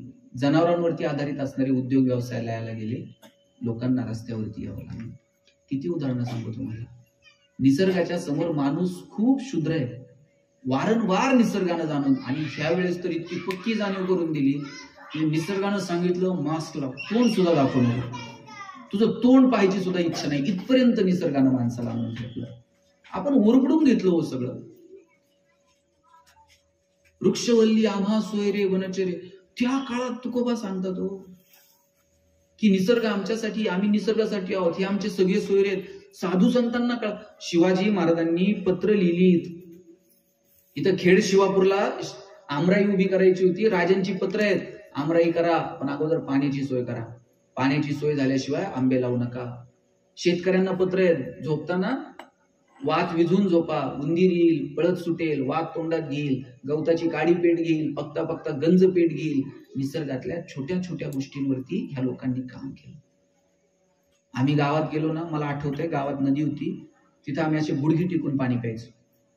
झऱ्याला पाणी पिलेलं मला आठवतंय, फार लांबचा काळ नाही. आता पॅक बॉटल मधलं पाणी पिताना 10 वेळा माणूस विचार करते चांगलं आहे का वाईट आहे. गावात गेलो तर आंब्याला कोणत्याही घरामध्ये आंब्याची आडी होती. आता आंबे बघायला मिळाला. बोराच्या सीझन मध्ये 2-4 पोरांची डोकी फुटलेली असेल, आंब्याच्या सीझन मध्ये 2-4 जणांचे हात मोडलेले. निसर्ग होता हो. मला वाटतं या सगळ्या गोष्टींकडे दुर्लक्ष न करता आम्हाला सुखी समाधानी छान आयुष्य जगता येईल का, या संदर्भाने आम्हाला प्रयत्न करावे लागतील. कालच समाधानाचा निर्देशांक जाहीर केला. भारत 139 वर होता, आता 136 वरती आला. शेजारचं राष्ट्र आहे आपल्या भूतान. भूताननं समाधानाचा निर्देशांक जाहीर केला आणि सांगितलं आम्ही जगात सगळ्यात समाधानी आहोत. चकचकीत रस्ते नाहीत, चमचमीत मॉल नाहीत, पण जगात आम्ही समाधानी आहोत. मी आज सांगतो की एक दिवस तर असा येणार आहे आपल्या सगळ्यांवरती की आपल्याला आपली प्रगती समाधानाच्या पातळीवरती मोजावी लागेल. आपल्याला ठरवावं लागेल आपण किती प्रगती आहोत. किती 15 वित्त आयोग खर्च केला, किती 14 वित्त आयोग खर्च केला, किती गटरींची कामं झाली. इन्फ्रास्ट्रक्चर गरजेचं आहे, ते आपण करू, पण त्याच बरोबरीने आपण समाधानी आहोत का. आपल्याकडे आरोग्य आहे का, आपल्याकडे संस्कार आहे का. 10 साखर कारखान्याचे शेअर्स आहेत, पण डॉक्टरनं सांगितले चमचाभर पण खाऊ. 10 लाखाचा दिवाण बनवून घेतलाय झोपायला, पण डॉक्टरनं सांगितलंय मनक्यात गॅप आहे, चटीवर झोपत. आम्ही कशातून समाधान व्यक्त करणार आहोत. एक तर दिवस येईल की आम्हाला आमची प्रगती समाधानावरती मोजावी लागेल. माऊलींनी सांगितलं किंबहुना सोय जीव आत्मयाचे आहे, तेथ जे होय तया नसू. माऊलींनी सांगितलं आत्म्याशी जे संबंधित आहे ना त्याला सुख म्हणावं. आपण साधनांमध्ये सुख शोधायला लागलो, यात तर आहे का, त्यात तर आहे का. साधनांमध्ये खरं तर सुख नाहीये. याचा अर्थ साधनं निर्माण करू नका या मताचा मी नाही. साधनं निर्माण करू, पण निवळ साधनांमध्ये सुख नाही हे सुद्धा आपण लक्षात घेतलं पाहिजे. आणि निवळ साधनांमध्ये सुख असताना जगातली सगळी श्रीमंत माणसं सुखी झाली असते. आणि लक्षात घ्या आपला सगळ्यांचा हव्याच्या सुखासाठी आहे ना, एक वेळ दुःख सहन करायला कमी ताकद लागते, पण सुख सहन करायला त्याच्यापेक्षा सुद्धा जास्त ताकद लागते. दुःख माणूस रडून मोकळा होऊन सहन करेल, पण सुख सहन करायला आहे ना पाय जमिनीवर लागतात, संस्कार भक्कम लागतात. आमच्याकडे नगरला एक बस स्टँड आहे आणि त्या बस स्टँड वरती रोज एक भिकारी भीक मागत असायचा. आणि एक दिवशी त्याला चक्कर आली, खाली पडला. 2-4 पोरांनी उचललं, त्याला दवाखान्यात घेऊन गेले. डॉक्टर त्याच्यावर इलाज करायला लागले आणि इलाज करता करता डॉक्टरांना त्याच्या खिशात आहे ना लॉटरीचं तिकीट सापडलं. डॉक्टर म्हणले जरा इलाज राहू द्या बाजूला. त्यांनी ते आकडा जुळतोय का नाही बघायला सुरुवात केली. खरा भिकारी कोण आता तुमची तुम्हीच आहे. आणि ते काय झालं, ते आकडा जुळला आणि भिकाऱ्याला आहे ना 10 कोटीची लॉटरी लागली.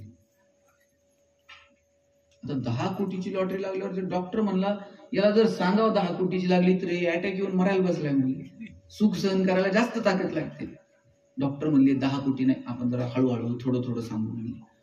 आणि भिकाऱ्याला ते म्हणले, डॉक्टर म्हणले भिकारी साहेब, त्याला साहेब म्हणावं लागते, त्याला लॉटरी लागली म्हणजे. समजा तुम्हाला 1 कोटीची लॉटरी लागली तर? भिकारी म्हणले 1 कोटी काय, 1 कोटीला कोण खातो म्हणलं एवढं, 1 कोटीत काय म्हणलं होत नाही. हे म्हणले 1 कोटीला नॉर्मल आहे, आकडा वाढून सांगू. आणि समजा म्हणले 2 कोटीची लागली तर? म्हणलं 2 कोटीत म्हणला नगरमध्ये बंगला बिंगला बांधून थोडंफार भागन म्हणलं आपलं. आणि म्हणले 3 कोटीची लागली, आणि नगरला कोण थांबतो म्हणला, कोरेगाव पार पुणे, पुण्यात बंगला घेत असतो म्हणला 3 कोटी. म्हणजे हे 3 कोटीला पण नॉर्मल आहे, आकडा थोडा वाढून सांगू. आणि म्हणले 5 कोटीची लागली तर? ते म्हणला भारतात थांबतच नाही, 5 कोटी तर अमेरिकेतच जातो, तिकडेच राहतो. ते म्हणले हे 5 कोटीला पण नॉर्मल, याला काहीच व्हायना. म्हणले आता याला खरा आकडा सांगू म्हणले आपण.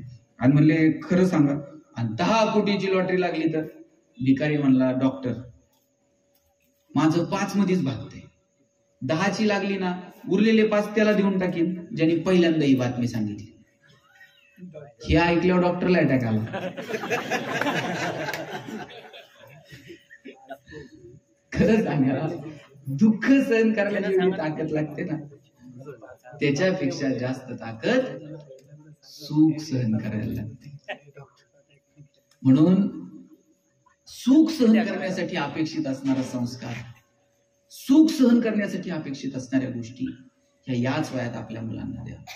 तुमच्या मुलांना ज्ञानोबा तुकोबा समजून सांगा, आपल्या मुलांना रामकृष्ण समजावून सांगा, आपल्या मुलांना राम काय, कृष्ण काय, ज्ञानोबा काय, तुकोबा काय, गाडगे बाबांनी काय केलं, तुकडोजी महाराजांनी काय केलं. मला वाटतं हे सांगण्यासाठी आपण सगळ्यांनी वेळ द्यायला हवा. राम, कृष्ण, ज्ञानोबा, तुकोबा हे आपण जोपर्यंत येणाऱ्या पिढीला सांगणार नाही तोपर्यंत त्यांचे पाय जमिनीवरती राहू शकत नाही. म्हणून आपल्या येणाऱ्या पिढीला जमिनीवरती राहावं आणि सांगा बरं का, आपल्या नातवाला रोज जवळ घ्या, त्याला सांगा ज्ञानोबा, तुकोबा, राम. आपलं ती नातू गोष्ट सांगा म्हणलं तर आज त्याला सांगते, एक होता राजा, त्याच्या 2 राण्या, एक आवडती, एक ना, या असल्या गोष्टी ते नातू तेच करते कॉलेजला गेल्या, 1 राजा 2 राण्या, 1 आवडती, 1 ना. काय पेरणार आहात तुम्ही? तुम्ही जे पेरणार आहात ते उगवणार आहे, लक्षात ठेवा. आणि म्हणून ज्ञानोबांनी जो मनाचा मोठेपणा दाखवला तो मनाचा मोठेपणा दाखवा. ज्याला ज्याला जे जे हवंय ते मिळू दे ही भावना ठेवा. आणि त्याच्यासाठी दुरितांचे तिमिर जावो, विश्व स्वधर्म सूर्य पाहो. आपल्यातला अंधकार दूर करायचा असेल तर आपल्या येणाऱ्या पिढीला शिकवा, त्यांच्यामध्ये ती भाव निर्माण करा. आणि जे खर्च करायचा आहे ना तो पोरांच्या शिक्षणावर करा.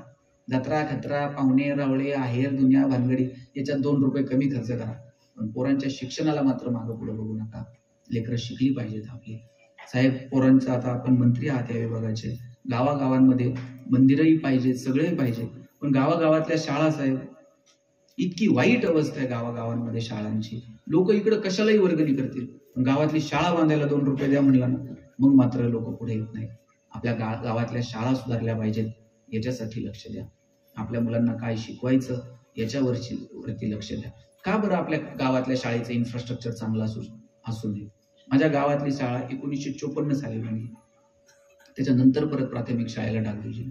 गावागावात आपल्या इथलं निंबोडीतली एक प्रकरण, पडली शाळा, 3 पोरं जागेवरती गेली आणि मग नंतर कॉन्ट्रॅक्टरवर कारवाई झाली, दुनिया झाली, पण ती लेकरं गेली, ती परत मिळणार आहेत का त्याच्या आईला?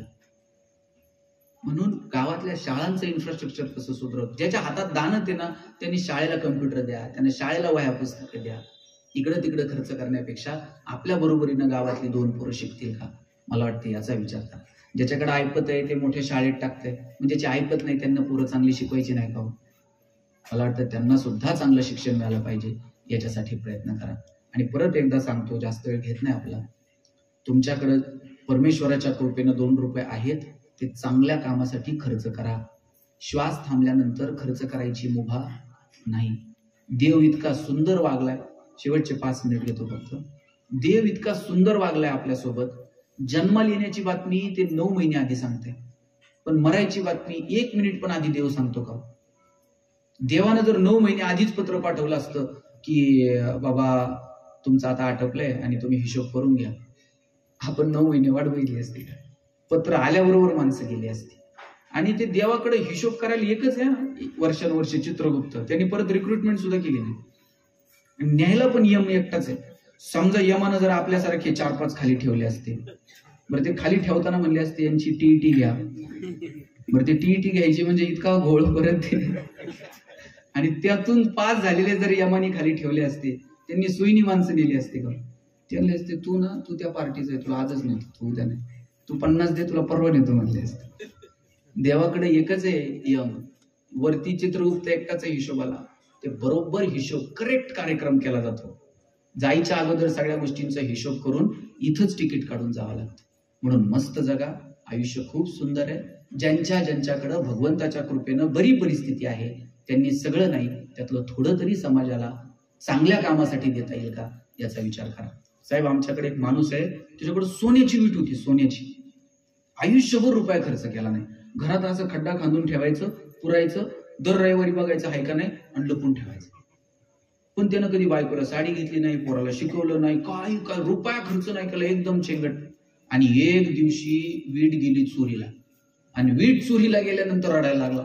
होती तोवर खर्च नाही केली, म्हणला चोरीला गेली, पंजानं आज्याला दिली, आज्यानं बापाला दिली, बापानं मला दिली, मी पोरासाठी पोलिसांकडे गेला, म्हणला वीट चोरीला गेली. कसली म्हणले? सोन्याची. म्हणले तुझ्याकडे वाटत तर नाही बघून सोन्याची वीट होती. मला खरंच होती, आज्या पंजापासून जपून ठेवली होती. काय करायचं म्हणले? काय नाही म्हणला, पुरून ठेवायचो, दर रविवारी हाय का नाही बघायचो आणि परत लपून ठेवायचं. पोलीस म्हणले उद्या येईल, तुझी वीट तुला देऊन टाकतो. काय म्हणले? पोलिसांकडे दुसऱ्या दिवशी गेला, पोलिसांनी दगडाची वीट त्याच्या हातात दिली. रडायला लागला, म्हणला अहो साहेब, माझी सोन्याची वीट होती, तुम्ही कंप्लेंट वाचा आणि तुम्ही दगडाची हातात देताय. पोलीस म्हणले तुला काय घेणं आहे? घरी जायचं, पुरून ठेवायची, रविवारी उघडायची, हाय का नाही बघायचं, परत पुरून ठेवायचं. सोन्याची असू नाही तर दगडाची, तुला काही फरक पडतो काय? काहींकडे ढिगा नाही बरं का साहेब, त्या प्रॉपर्टीला काढील काही उपयोग नाही होत. ते स्वतःला खर्च करत नाही, मित्राला खर्च करत नाही. 1 रुपया तर वर घेऊन जायची सुविधा आहे का? 2 भाकरी खाल्ल्यावर जर आपलं पोट भरतंय आणि तिसरी काय पोटावर बांधून ठेवता येते का? 1 रुपया, 1 छदाम सुद्धा वरती जात नाही. म्हणून मस्त जगा, मस्त आनंद घ्या. आईंच्या या विधीच्या निमित्तानं आपण मला इथं बोलवलं. मला वाटतं की तुम्ही नशिबवान आहात की वयाच्या 84व्या वर्षापर्यंत आपल्याला आईचा सहवास लाभला. एक कवी म्हणतो, जोवर होते छप्पर तुझे आभाळ झेलत होतं, आता साध्या फुंकरी पुढे निभाव लागत नाही. तुझ्या विना जगण्याची सवय उरली नाही आई, तुझ्या विना जगण्याची सवय उरली नाही. आपण कितीही म्हटलं की येणारा माणूस जाणार आहे, ते दुःख सहन करण्याची शक्ती भगवंत देव वगैरे, हे दुःख त्याचं त्यालाच असतं.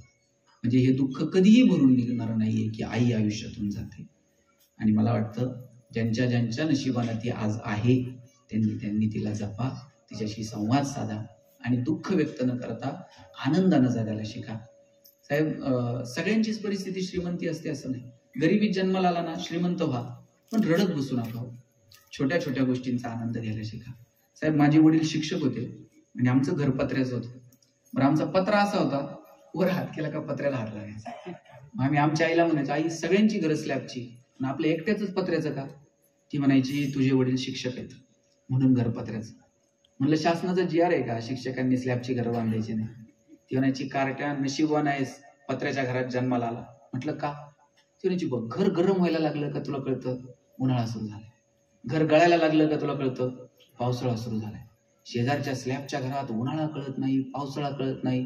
खास ऋतूंची ओळख व्हावी म्हणून भूगोल शिकवणाऱ्या तुझ्या बापानं असलं मॉडेल उभं केलं. काय मजा होती. पैसे नव्हते पण आनंद इतका होता ना. आमचे वडील 1 चॉकलेट आणायचे, माझ्या बहिणीच्या हातात द्यायचे, म्हणायचे, गणेशन तू अर्धा अर्धा करून खा. ताई चॉकलेटचे 2 भाग करायचे, एक मोठा आणि एक छोटा. ताई चॉकलेटचा मोठा भाग पोरींनो मला द्यायची आणि छोटा स्वतःला ठेवायची. चॉकलेट छोटं होतं पण आभाळ एवढा संस्कार करून गेला. मोठ्या लोकांनी मोठ्या गोष्टी मोठ्या मनानं छोट्या लोकांना द्यायच्या असतात आणि जगात हे फक्त बहीण करू शकत्या. म्हणून बहिणीचा सन्मान करा, आपल्याही आणि इतरांच्याही. आपण आपल्या बहिणीचा जितका सन्मान करतो तितका इतरांच्या बहिणीचा जर केला तर कोणत्या बहिणीसाठी मोर्चे काढावे लागणार नाहीत, कॅन्डल मार्च काढावे लागणार नाहीत. सुंदर आयुष्य आहे. माणूस म्हणून जन्माला आलो, येणारी प्रत्येक व्यक्ती जाणार आहे. भगवान श्रीकृष्णाला ध्येय ठेवावा लागला, प्रभू रामाला देह ठेवावा लागला, ज्ञानोबा तुकोबांना ठेवावा लागला, छत्रपती शिवाजी संभाजीराजांना सुद्धा देह ठेवावा लागला. आपल्याला सुद्धा प्रत्येकाला इथून जायचं. एका स्मशानभूमीवर खूप सुंदर वाक्य होतं, मेरी मंजिल बस यही तक थी, बस आते आते मैंने जिंदगी गुजारली. आपल्या सगळ्यांना तिथंच पोहोचायचंय. तिथं जाईपर्यंत फक्त जेवढं छान जगता येईल ना, कुणी असं म्हणू नये की अरे बरं झालं बाबा हे आता गेलाय ना, गाव शांत झालं, असं म्हणून. गेल्यानंतर दोन लोक हळहळली पाहिजेत, कुणाच्या तरी डोळ्यात अश्रू तरळले पाहिजेत. इतकं संवेदनशील, इतकं सुंदर आपल्याला जगता येईल का? मला वाटतं याचा विचार करा. दुःख प्रत्येकाच्या वाट्याला येत आहे. जगात एक तर माणूस आहे का ज्याला दुःख नाही? प्रत्येकाला दुःख आहे, पण त्या दुःखातून सुद्धा आनंदाचे दोन शब्द शोधायचे. कधी दुःखाच्या समोर छाती काढून उभं राहायचं, तर कधी संकटाच्या समोर मिश्किलपणे सामोरं जायचं. तुम्हाला ते महमूद माहित आहे का सर पवार साहेब? ते महमूदचे पिक्चर बघायचो आम्ही लहानपणी, आणि त्या महमूदच्या छातीवर एका गुंडानं अशी बंदूक ठेवली आणि त्याला विचारलं, बोल तेरी आखरी ख्वाहिश क्या है? तर याच्यापेक्षा काय संकट आहे? गुंडानं थेट बंदूक ठेवूनच विचारले, आखरी ख्वाहिश क्या है? महमूद म्हटलं, आखरी ख्वाहिश तरी बंदूक मुझे दे दे म्हटलं. काय भन्नाट जग नाही. आता संकटाच्या समोर सुद्धा कधी कधी संकटाला वाटलं पाहिजे कुठून याच्या नादाला लागलं, जाऊ दे, मिश्किलपणे जगता आलं पाहिजे, भन्नाट जगता आलं पाहिजे. किती संकट हो शिवाजी राजांच्या आयुष्यात. मिर्झा राजेसोबत तह झाला, संभाजीराजांना सोबत घेऊन गेले औरंगजेबाला भेटायला, आणि ज्यावेळेस औरंगजेबानं हत्ती भेट दिला संभाजीराजांना, आणि दिलेर खान गंमत करावी म्हणून म्हटला, शंभूराजे आप इतने छोटे हो और हाथी इतना बड़ा है, इस हाथी को आप महाराष्ट्र में कैसे ले जाओगे? एवढा एवढा संभाजी राजा दिलेर खानाच्या डोळ्यात डोळे घालून सांगतो, ये तो जानवर है, बैठ कर जाएंगे, नहीं आया तो खींच कर ले जाएंगे, लेकिन हमारे आबा साहब ने जो आपको किले दिए हैं वो तो अभी महाराष्ट्र में है, उन्हें आप आग्रा कैसे ले आओगे? अरे आता दिलेत तुम्हाला तहात आणि गेल्यावर घेऊ की म्हणलं परत एक एक. अरे लढणं काय असतं, पेटून उठणं काय असतं ना, या मातीनं जगाला शिकव. मानेवरती तलवार ठेवून विचारलं, क्यों पटेल और लढोगे? आणि त्याही अवस्थेत दत्ताजी शिंदे म्हटला, क्यों नाही, बचेंगे तो और भी लढेंगे. मला वाटतं ही जगण्याची प्रेरणा आपण आपल्या लेकरांना द्या. मस्त जगा, खूप सुंदर जगा. हे आयुष्य परत मिळणार नाही, त्या प्रत्येक आयुष्याचा क्षणाक्षणाचा. श्रोते मंडळी, 10-15 दिवसामध्ये अनेक कीर्तन प्रवचन इथे झाले, कवी संमेलन झालं. त्याचा सार खऱ्या अर्थानं आजच्या कीर्तनात अधिक मजबूतीनं समोर आला. गणेशजी महाराज यांचा मी आभार मानतो. खरं तर नेहमी आम्हाला असं म्हणायचं की लाख बोलण्याहून थोडं एकच माझा कर्तबगार, पण कर्तबगारीला सुद्धा ज्ञानाची गरज असते. त्याच्याशिवाय कर्तबगारी सुद्धा मजबूत होत नाही. ते आपल्या बोलण्यावरून आजच्या प्रवचनावरून मला निश्चित ते अवगत झालं. कधी कधी शब्द माणसाला कसे तारतं, ज्ञान माणसाला कुठं घेऊन जातं, त्याचे अनेक उदाहरण आपण इथे दिले. आम्ही ते एरवी गिरवी प्रवचन कीर्तन याच्या खूप दूर होतो. 2-2 तास बसा, 3-3 तास बसा, राम राम म्हणा. फटकाराचं पण निमित्त धरून पाहायचं, सांगायचं काय यांना काही धंदे नाही का? आणि कीर्तनात तर मी कधी बसलोच नाही. म्हणजे माझ्या गावात 3 सप्ते होते, तर कदाचित अधिक थोडं बसलो असतो तर अधिक चांगलं करता आलं असतं. ते इथं बोलल्याहून इथं बसल्याहून मला समजलं, जेवढ्या आईच्या शब्दाची गरज असतं तसे चांगल्या गोष्टीची सुद्धा माणसाच्या ज्ञानामध्ये अधिक येणं सुद्धा तेवढंच गरजेचं असतं. कधी कधी कीर्तन काळ पाहूनही असं वाटते का हे कीर्तन काय करतात, अशाही आम्ही प्रसंग करतो. चांगले माणसं, चांगले बोलणं, चांगलं ज्ञान असणारे माणसं फार कमी आहे. चांगले करणारे लोक फार कमी आहे. आईला चांगला पोरगा भेटत नाही, पोराला चांगली आई भेटत नाही, मतदाराला चांगला नेता भेटत नाही, नेत्याला चांगला मतदार सुद्धा भेटत नाही. हे असं सगळं इकडे आहेच कमी जास्त. काही एकाच बाजूने कमी आहे असं काही नाहीये. चौफेर हा थोडासा अख्खी बंडीच बैकली असं समजा. बंडी चांगली आहे तर बैल बांधा, बैल बंडी चांगली आहे तर धुरकरी बांधत आहे, तो बांधा करतो. हे सगळं कमी जास्त असते आणि त्याला ते चालून घेऊन जावं लागतं. आजच आम्ही शाळेत बसलो, कालही बसलो होतो. आणि या मतदारसंघातल्या वारे गुरुजीला घेऊन खरं तर वारे गुरुजीचा संपर्क आहे भायस्कर महाराजांना आणला आणि 7 दिवस 10 दिवस कीर्तन ठेवा. आमच्या तर ध्यानीमानी कीर्तनाच्या मंडपाला भेटलो नाही आम्ही. प्रवचन कीर्तन म्हणजे आम्हाला